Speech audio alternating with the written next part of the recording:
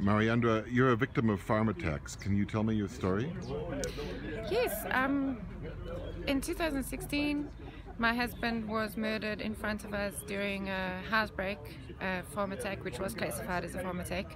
We lived on a small farm northeast of Pretoria, and they shot him 6 times in front of me and my oldest daughter. We had 3 girls at the time, 6, 4 and 2 years old, and I was 8 months pregnant with our son, our 4th child. They shot him 5 times, and then my little girl put up her hand and said, "Please, you can take my piggy bank. I've got money, please don't shoot my mommy." And my husband got up for the very last time, and they shot him in the head, execution style, in front of us. So she's still traumatized. This has been 2 years now. Our little boy was born 5 days after Daddy's funeral.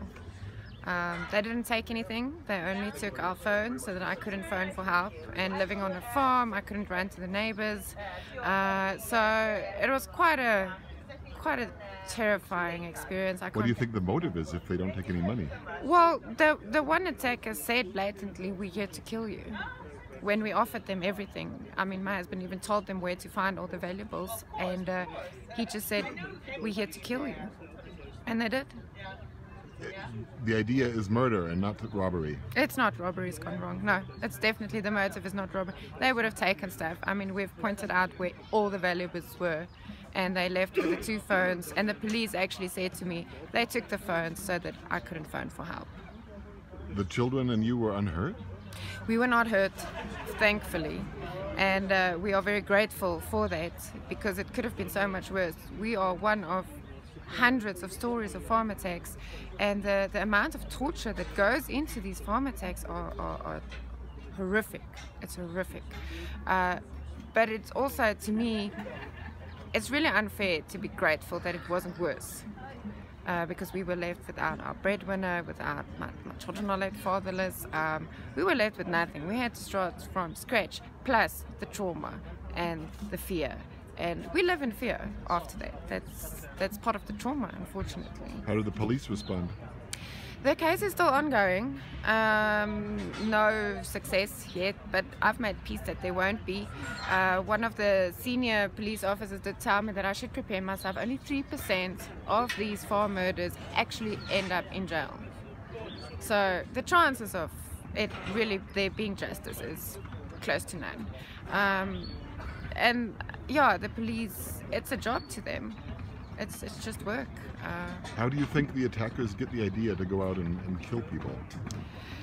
I've noticed, I've followed the trends in the media as well. It is related to, you could say it's related to the hate speech comments that's been made by, like, the EFF. Kill the bird. There's a song they sing, "Kill the bird, kill the farmer." Every time there's something like that, the farm attacks increased. How they plan it, we do know that it takes a whole group of people to plan one attack.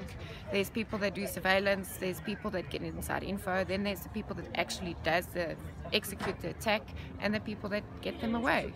How they pick or how they choose who's next, I wish I knew, because then we could prevent it. You think it's organized? I think so. In my opinion, yes. Could the government be doing more? They could be doing more. There's actually a book that Adam Rich wrote, "Kill the Bird," that he talks about in the book the government's complicity, media complicity to these attacks, because they are not acknowledging it as a problem at all. A lot of people in the West and in the United States and Europe think this is all a myth, that it doesn't exist or that it's exaggerated. What do you say to them? It really does happen. It really does happen. Unfortunately, our own government dismisses it and say it's not a problem. It's not a crisis, but it is. It happens daily. It happens to normal people. It happens to good, hard-working people. We all pay our taxes. You never see it coming. I mean, in our case, when it happened, one of my first thoughts were, this can't be happening to us. This can't be happening to us. We are normal people. We went about our normal lives. We were a normal family. And the most scary thing you can think of was standing right in front of us. What do you tell the children now? Well, unfortunately, they saw my oldest daughter saw everything, so she has many questions, and scary questions. We talk about blood and bullets, and like it's normal conversation in our house, and people tell me, you can't talk to your kids like that. They saw it. The two little girls that were asleep in their rooms, they heard everything. They were thrown into this, and it's pure evil. My oldest daughter, her biggest issue now is trust in people, because she says to me, how can people be so evil? How can they do that? How can they shoot someone 6 times? How can they? And I said, well, you get bad people. I can't answer all her questions.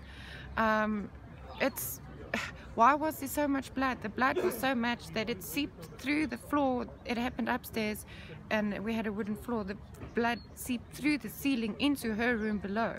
That's how much blood there was. You don't even see these things in the movies, and it happened right in front of us. It's horrific. They are healing. She's on antidepressants and anti-anxiety medication still. We still, both me and her, still experience triggers and flashbacks and nightmares. That's part of the trauma process, to process the trauma. And it's a long road. It's a long road. I have realized 3 months ago she had a relapse in her trauma.